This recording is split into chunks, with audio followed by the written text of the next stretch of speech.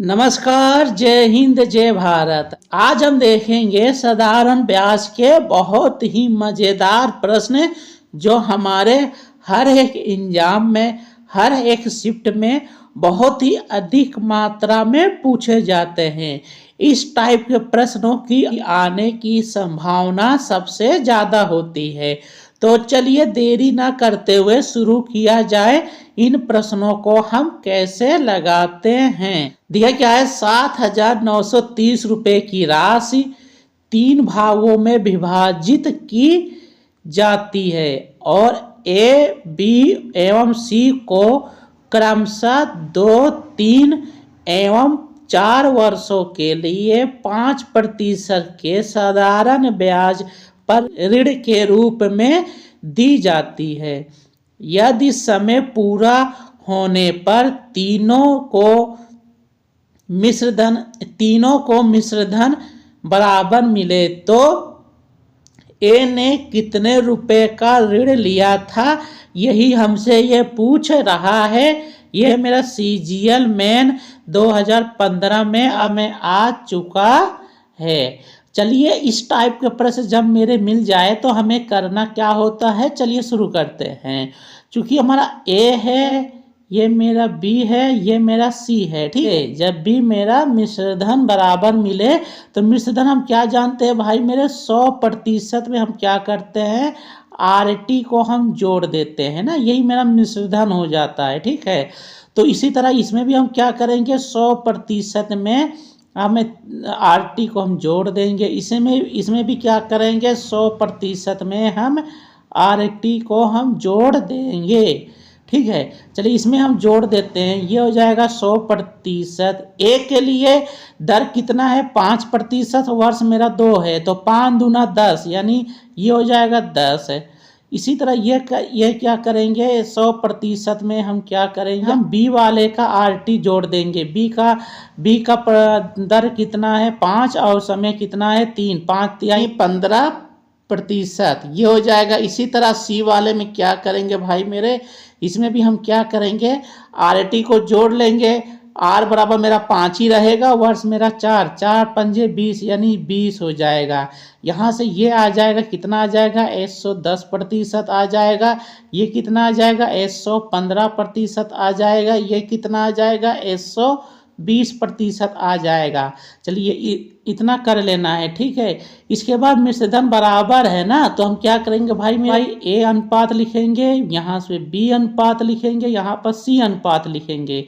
क्या करेंगे, 1 का क्या करेंगे, A का कितना आया है, 110%, 110% करेंगे, ठीक है। अनुपात B का कितना आया है, 15%, 115 यानी 115% करेंगे। और सी का कितना आया है, 120 यानी 1 का 120% हम करेंगे, ठीक है। सब प्रतिशत हमारा कट जाएगा, ठीक है। ये प्रतिशत यहाँ से, ये प्रतिशत यहाँ से, ये प्रतिशत यहाँ से। 5 हमने काट दिया, ये या 5 दूना चला जाएगा। 5 हमने काटा, 5 दूना 5 तिहाई चला जाएगा। 5 हमने काटा, 5 दूना 5 चौका चला जाएगा। अब क्या करेंगे भाई, इससे थोड़ा सा और छोट बना लेते हैं, जो हमारा गुणा करने में थोड़ा सा आसानी हो जाएगा। फिर हम क्या करेंगे, इन सब में हम 2 से भाग दे देंगे, सब में हम 2 से भाग दे देते हैं तो हमारा थोड़ा सा छोटा हो जाएगा। इसमें भाग देंगे तो ये मेरा आ जाएगा 11 आ जाएगा। इसमें भाग देंगे तो ये वाला 2 मेरा जो है ये ऊपर चला जाएगा, ठीक है। और इसमें भाग दे देंगे तो ये मेरा आ जाएगा 12 आ जाएगा, ठीक है। यानी ये यहाँ से आ जाएगा मेरा 1/11 अनुपात B का मान कितना आएगा, 2 का कितना 23 आया है ना, 23 आ जाएगा। अनुपात C का मान कितना आ जाएगा, 1/12 आ जाएगा।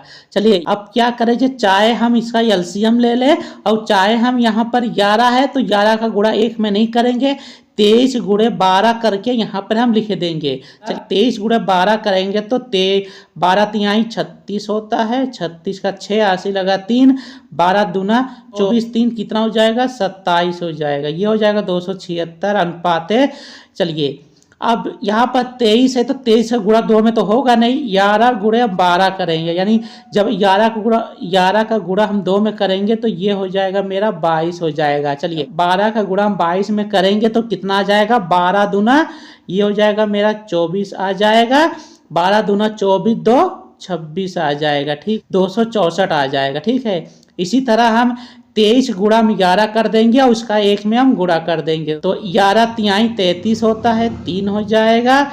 11 दूना 22, 22 3 25 हो जाएगा। चलिए का ये मेरा ए का अनुपात, ये मेरा बी का अनुपात, ये मेरा सी का अनुपात आ गया।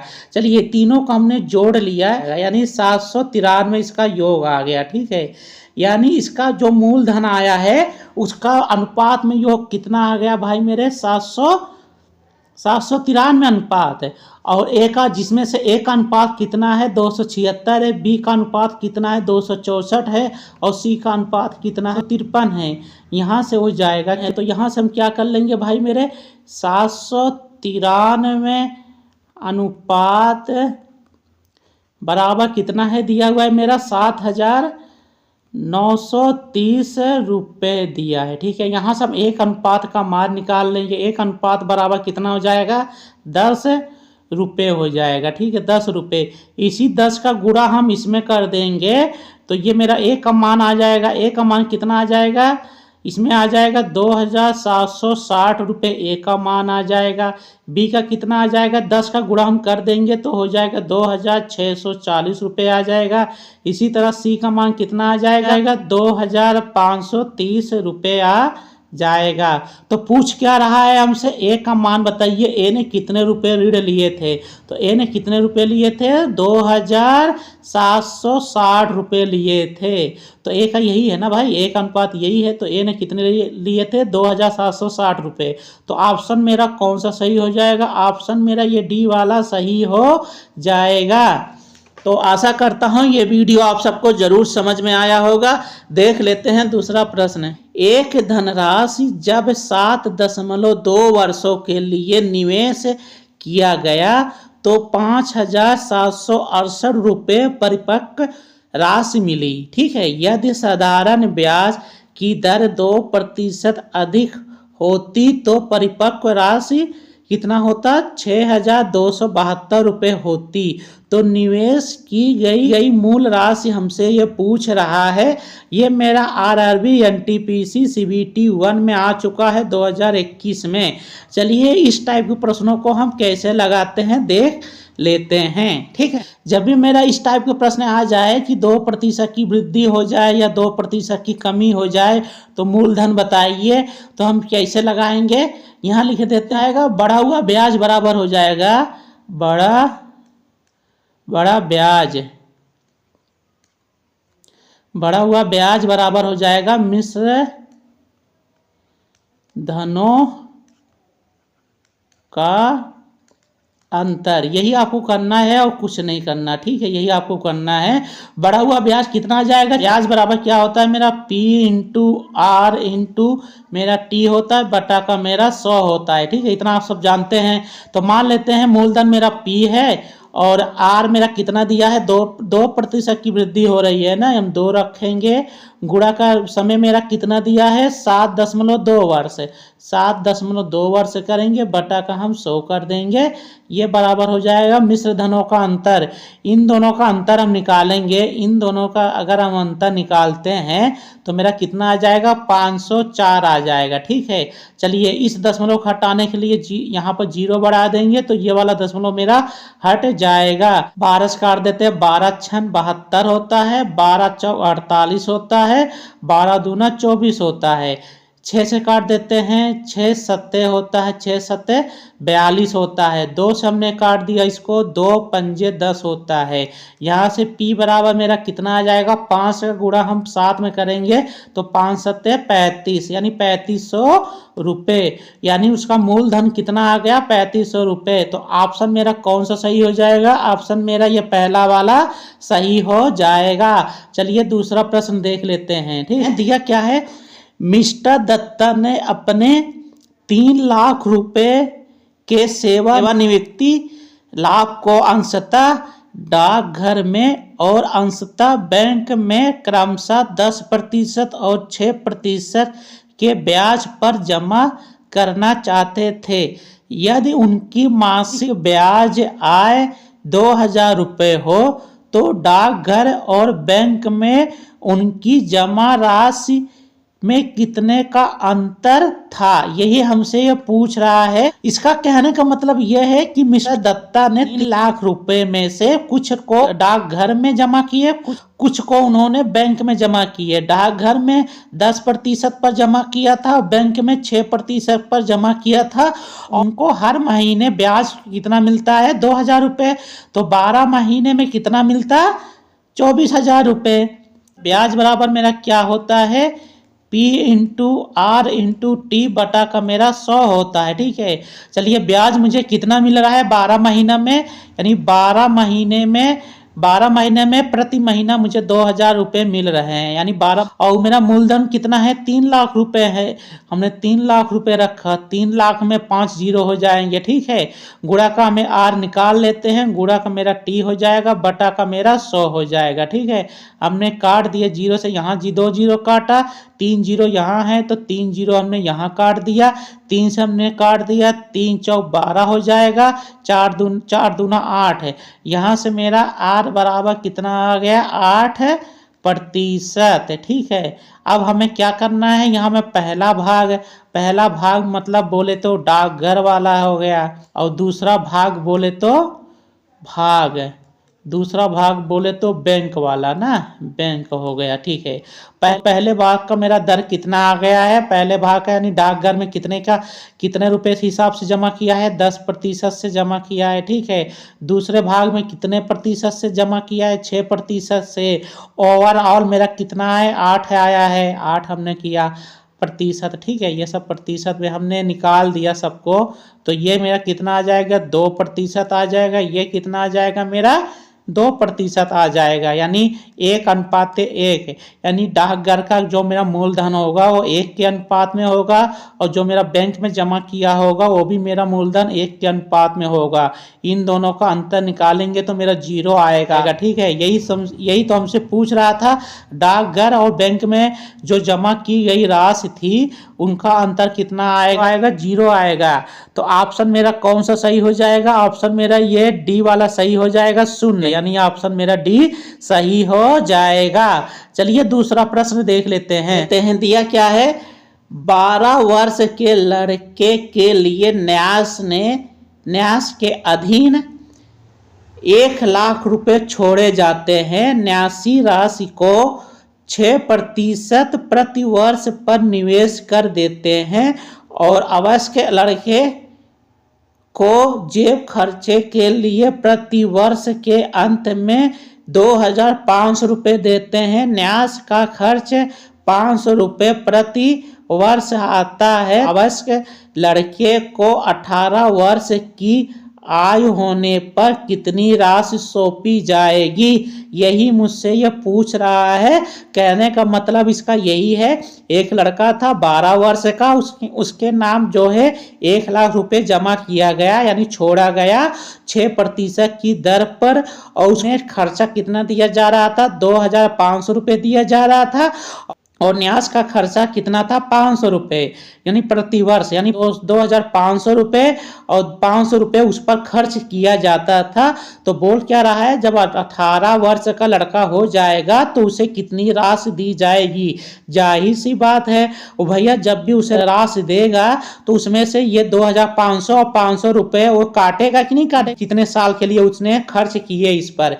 यानी लड़का पहले कितना था, 12 वर्ष का था। ठीक है, 12 वर्ष बाद वो कितना आया, 18 वर्ष में आया। ठीक है, 18 वर्ष में आया तो कितने साल का आया हो, 12 और 18 का अंतर, यानी 6 वर्ष तक न्यास ने उस पर खर्चा किया। उसे एक जो न्यास है उसको, लड़के को हर साल कितने रुपए देता था भाई, 1 वर्ष में कितने रुपए उस पर खर्च करता था, 2,500 रुपये तो वो देता था खर्चा, प्लस 500 रुपये उस कंपनी का भी खर्च होता था, यानी टोटल 3,000 रुपये खर्च होते थे। और कितने वर्ष तक उसने दिया, 6 वर्ष तक, यानी 6 वर्ष तक उसके कुल कितने खर्च हो गए, 6 × 18, यानी 18,000 रुपये उसके खर्च हुए हैं।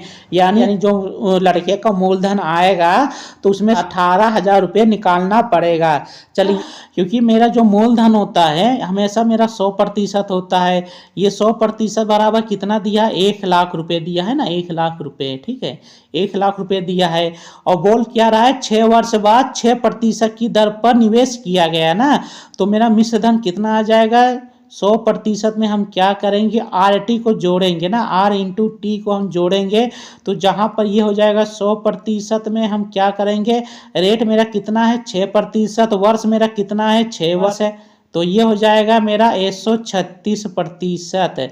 जब 100% बराबर 1,00,000 रुपये है, 36% बराबर कितना आ जाएगा, इसका गुणा इसमें करेंगे, ये मेरा 100 जो है नीचे चला आएगा, ये हो जाएगा मेरा 1,00,000 रुपये।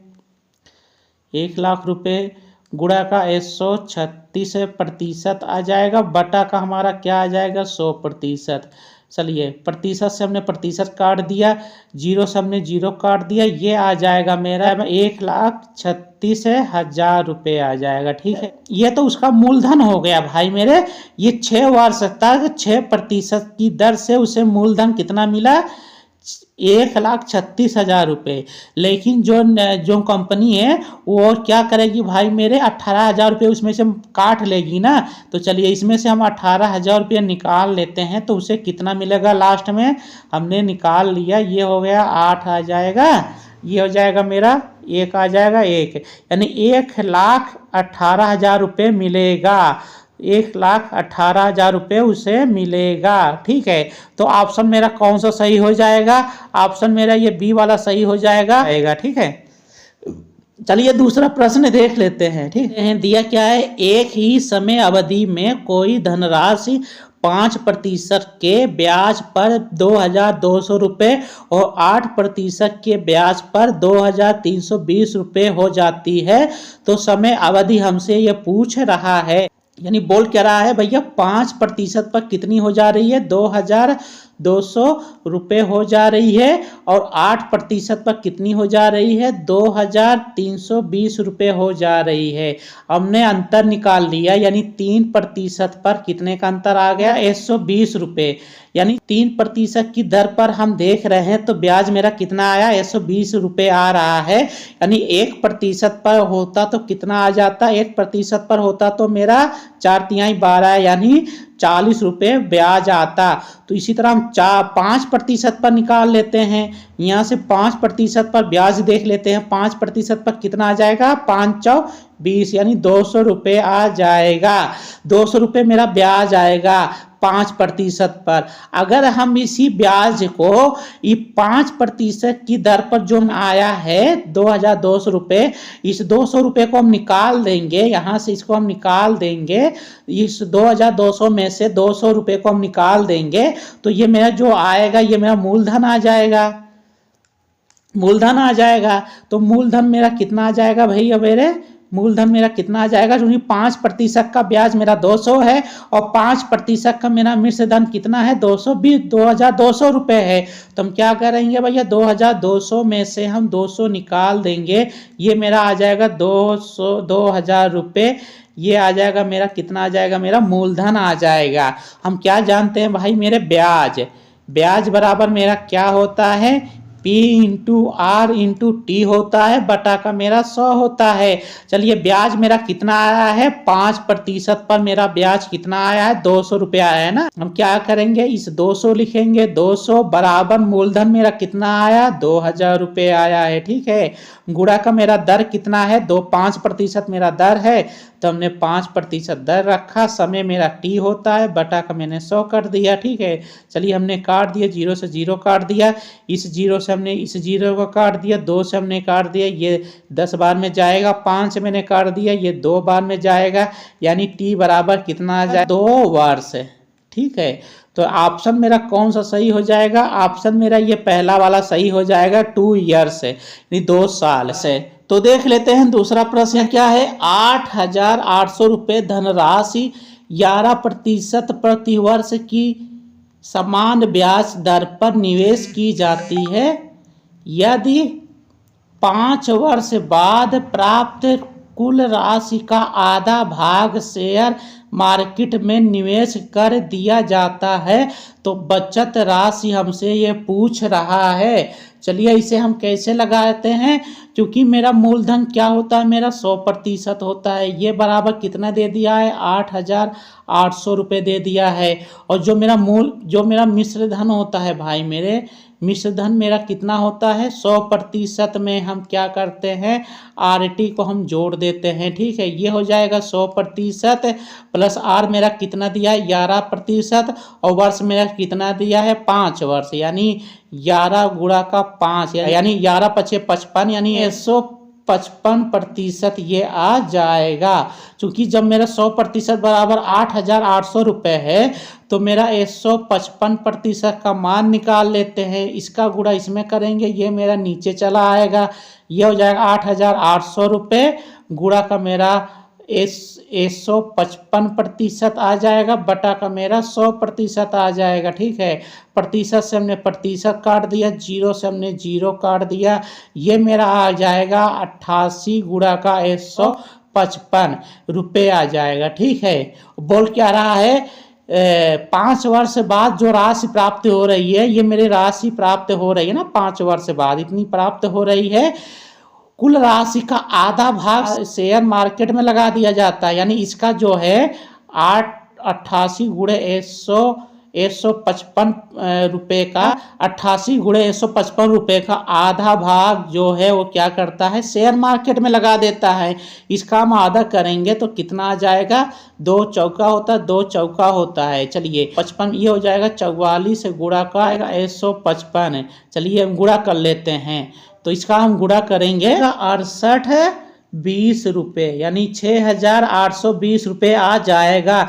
यानी इतना भाग वो शेयर मार्केट में लगाता है, और इतना ही भाग वो बचा लेता है ना, बचा हुआ भाग, मतलब दोनों, इतना भाग वो शेयर मार्केट में भी लगाता है और इतना ही रुपए वो बचा भी लेता है। तो पूछ क्या रहा है, उसका बचत बताइए। बचत कितना हो जाएगा, इतना ही होगा ना, दोनों बराबर में लगा रहा है, शेयर मार्केट में भी उतने पैसे लगा रहा है और बचा भी उतने रहा है, यानी ऑप्शन मेरा ये चौथा वाला सही हो जाएगा, 6,820 रुपये। चलिए दूसरा प्रश्न देख लेते हैं। दिया क्या है, अलिप्ता को उसके पिताजी ने कोई धनराशि दी, कितने वर्षों में 6% साधारण ब्याज की दर से उस धन और उस पर मिलने वाले ब्याज का अनुपात 10:3 हो जाएगा। चलिए इसे हम कैसे लगाते हैं समझा जाए। ठीक है, तो कहना मतलब यह है कि पिताजी, अलिप्ता के पिताजी ने कुछ रुपए उसे दिए, ये 6% की दर पर, बोल क्या रहा है, कितने वर्षों में